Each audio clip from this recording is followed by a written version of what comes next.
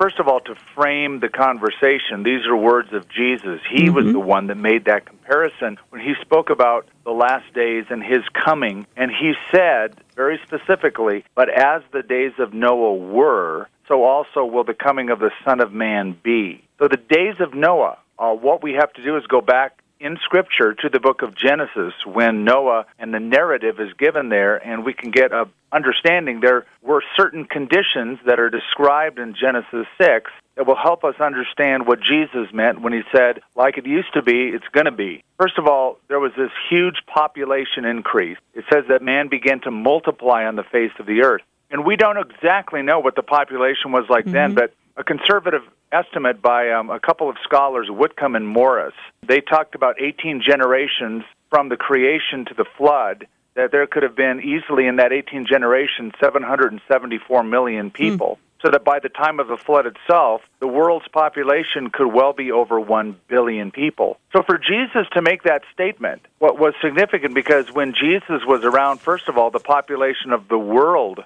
was like upwards of 200 million people. So it wasn't even what it was at the time of Noah. Certainly it's not even close to what it is today with the billions of people we have on the earth. So there was a population increase. Number two, there was a depravity. It says the sons of God, that's the phrase they used, saw the daughters of men that they were fair, and there was some kind of sexual activity, some kind of coming together of two different brands of being, and that's up to a lot of dispute. But let me just put it in terms we can all understand. There was a breakdown of the traditional family, to say the least. Yes. And so that's noteworthy. Third thing is wickedness. There was an increase in wickedness, and every thought or intent of the thoughts of man's heart were only evil continually, it says in that text.